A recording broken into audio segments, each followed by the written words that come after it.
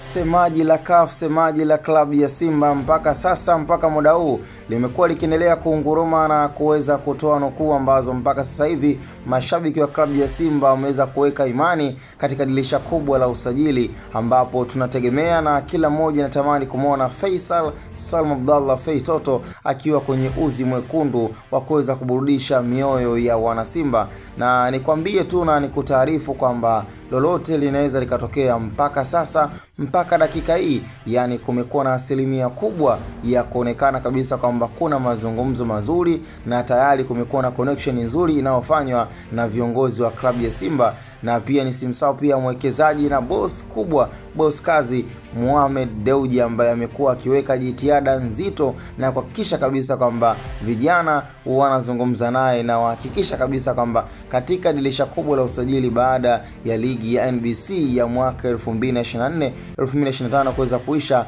ndani ya mwaka huu, basi katika dirisha kubwa la usajili linalokuja ama linaloendelea kunyatia pia mioyo ya mashabiki wa klabu ya Simba, ni kufahamisha tu kwamba kuna nafasi na kuna asilimia kubwa mpaka muda huu. Na hata ukijaribu kumsikiliza na kuweza kufuatilia sana kuhusiana na semaji, lakini pia na mtu ambaye amekuwa kama supervisor na amekuwa kama sehemu ya influencing person kwa klabu ya Simba, ambaye ni Ahmed Ally, alizidi kuwatoa hofu mashabiki wa klabu ya Simba ambao wamekuwa wakiamini kwamba Faisal hawezi kuondoka kwenye klabu ya Azam na pia hawezi kwenda kwenye klabu ya Simba. Lakini hofu iliyowaje ambayo bila shaka nafikiri mashabiki inabidi waitoe ni kwamba lolote linaweza likafanyika na hakuna kinachoshindikana, kwa sababu tayari wameshakutana na wakala wa Faisal, na mpaka muda huu taarifa za chini na taarifa za siri ni kwamba kilichobakia ni kukunjua roho kwa klabu ya Azam FC kuweza kumwachia kijana kwa roho kunjufu kabisa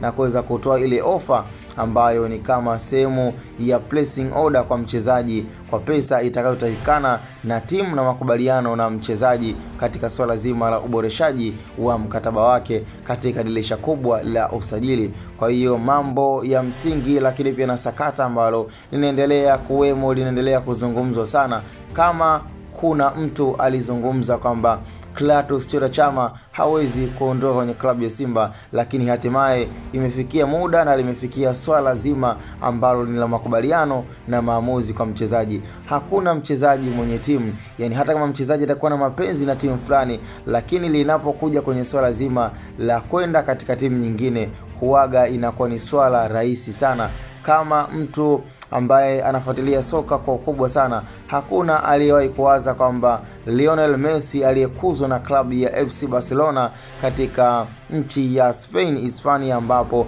watu wengi waliamini makuzi yake yasingemfanya na mapenzi alionayo na hata klabu ya Barcelona jinsi ilivyoweza kujizatiti kulea na kumlea pia katika sehemu kubwa kabisa ya maisha yake, lakini hatimaye ikafikia swala zima la muda wa Lionel Messi kuondoka kwenye klabu ya FC Barcelona. Kwa hiyo pia hata kwa Faisal wengi wanazungumza kwamba ni mchezaji atakayeweza kusalia katika klabu ya Azam, lakini yote hayo ni maneno na zote ni propaganda. Hakuna kinachoshindikana, hakuna mkate mgumu mbele ya chai. Tukutane kwenye comment in Hatboy Media.